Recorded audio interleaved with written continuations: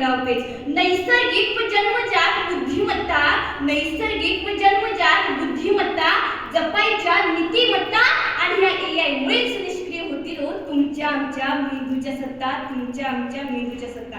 नमस्कार विद्यार्थी मित्रांनो, मी कुमारी शाहू या पुस्तकावर येतात 10वीची राजश्री शाहू विद्यालय टाकळी बेवडी येथील विद्यार्थिनी आणि आज आपल्या समोर विषय मांडते AI म्हणजेच संधी की धोका. मानवाची बुद्धी अपार, मानवाची बुद्धी अपार, विज्ञानाचा झाला विस्तार, संगणकातून जन्माला AI. अहो संधी की धोका म्हणावे काय, संधी की धोका म्हणावे काय. मित्रांनो, कालचं जग वेगळं होतं, आजचं जग वेगळं आहे. अहो कालची भूक तीच आहे, अन्न मात्र बदललेलं आहे. कालची तहान मात्र तीच आहे, पाणी मात्र निवळलेलं आहे. कालचा वारा मात्र तोच आहे, दिशा मात्र बदललेली आहे. कालची बुद्धी मात्र तीच आहे, अनुभूती मात्र बदललेली आहे. परंतु मित्रांनो, काळानुसार बदलणं हा एक माणसाचा स्वभावच आहे हो. परंतु बदललेल्या बुद्धीची परिमिती नेमकी कशामध्ये, त्याचे कारणे काय, त्याचे धोके काय, तर निर्मिती हीच निर्मात्याबरोबर काम करणार की काय, असे अनेक प्रश्न आपल्या मनामध्ये उठतात. म्हणून तर आज या ठिकाणी विषय मांडायची गरज पडली की कृत्रिम बुद्धिमत्ताच म्हणजे संधी की धोका. सर्वप्रथम संयोजकाचे मनापासून आभार व्यक्त करते, कारण त्यांनी आज या ठिकाणी विषय दिला. मला जर विचार करायला गेलं मित्रांनो, तर एका वेळेस वाटतं की कृत्रिम बुद्धिमत्ता हे एक धोका आहे. कारण आज शिक्षण क्षेत्रामध्ये देखील आज हा कृत्रिम बुद्धिमत्ता आपल्याला फक्त पुस्तकी ज्ञान देऊ शकते. आज ह्याच AI मुळे कित्येक तरी जणांच्या नोकऱ्या धोक्यात येऊ शकतात. आज ह्याच कृत्रिम बुद्धिमत्तेमुळे कित्येक तरी कुटुंबांना भुकेने देखील मरू शकतात. आज आपला आधीच तर भारत देश हा गरिबी रेषेखाली आहे आणि यांची गरिबी दूर करण्यासाठी आपल्याला AIची नाही तर एकमेकांच्या सहानुभूतीची, त्यांना रोजगार देण्याची गरज आहे. मित्रांनो, साधं इथंच उदाहरण घ्या. अहो मी तुमच्या समोर उभा राहून भाषण करत आहे आणि तुम्ही ऐकत आहात, परंतु मला सांगा, उद्या जर चालून माझ्या जागी AI बोलायला लागले आणि तुमच्या जागी जर AI ऐकायला लागले तर तुमच्या आमच्या शिक्षणाचा अर्थ काय. अहो आज साधं गाडीचा एखादा नट जरी आवडायचा म्हणलं ना, तर पूर्वी आम्ही पाना घ्यायचो आणि गाडीचा नट आवडायचो. पण सध्या परिस्थिती अशी झाली, मशीन घ्यायची, बटन दाबायचं आणि गाडीचा नट आवडा. अहो आज AI मुळे एवढंच नाही तर आमची डेटा गोपनीयता आणि सुरक्षा देखील भंग होते. अहो कारण या जगामध्ये AIचा फार गैरवापर होत आहे. आज साधं एखादी AI गेम जरी डाउनलोड केली ना, तरी ती आपल्याला call access, message access, gallery access इत्यादी मागते आणि आम्ही आमची सर्वच माहिती त्यांना देऊन टाकतो. म्हणजे मित्रांनो, कधी तुम्ही नोटीस केले का? अहो एखाद्या मित्राचा कॉल आला आणि तुम्ही त्याला कॉलवरती बोललात आणि तुमच्यामध्ये जर सुखाचा संवाद झाला तर त्या इंस्टाग्रामवरती सुखाच्या रील येतात. तुमच्यामध्ये जर दुःखाचा संवाद झाला तर त्या इंस्टाग्रामवरती दुःखाच्या रील येतात. मला सांगा, त्या इंस्टाग्रामला कळालं कसं असेल की तुम्ही सुखी आहात का दुःखी.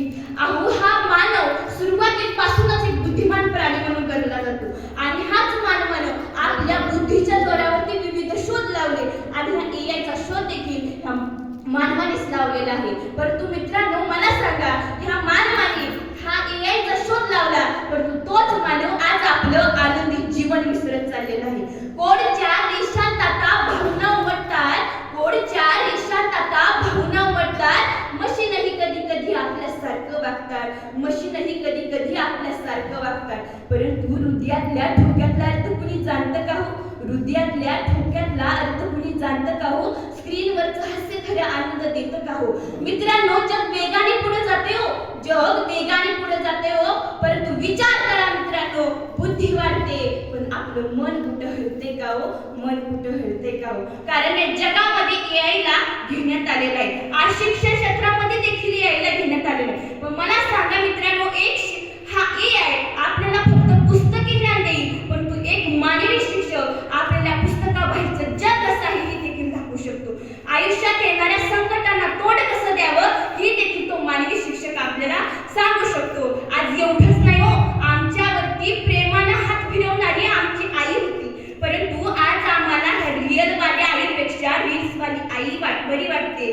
म्हणजे ह्या AI मुळे, ह्याच AI मुळे आमच्या नात्यांचा देखील ऱ्हास होत चाललेला आहे. पण तुम्हाला म्हणावं वाटतं की AI हे तंत्रज्ञान आहे आणि तंत्रज्ञान नेहमी तंत्रज्ञानच असते, ते कधीही चांगले किंवा वाईट नसते. म्हणजे ते आपल्या वापरावरती अवलंबून असते. कारण संत जगद्गुरू तुकोबा म्हणतात, तुका म्हणे कल्पनांचा ऐसा अंग जो देखीत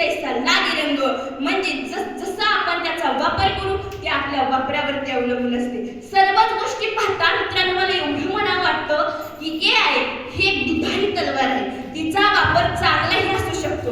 अहो, आज उद्योग, व्यवसाय, शिक्षण इत्यादीमध्ये देखील त्याचा काही प्रमाणात चांगला उपयोग होतोय. परंतु मला आज एवढंच म्हणावं वाटतं की आजच्या काळाला आपल्याला AI ची नाही तर एकमेकांच्या सहानुभूतीची आवश्यकता आहे. म्हणून जाता जाता एवढंच म्हणावं वाटतं, कृत्रिम बुद्धिमत्तेचा सोडा आता ध्यास, कृत्रिम बुद्धिमत्तेचा सोडा आता ध्यास. निसर्गानं आपल्याला सर्व दिले ओ खास, निसर्गानं आपल्याला सर्व दिले खास.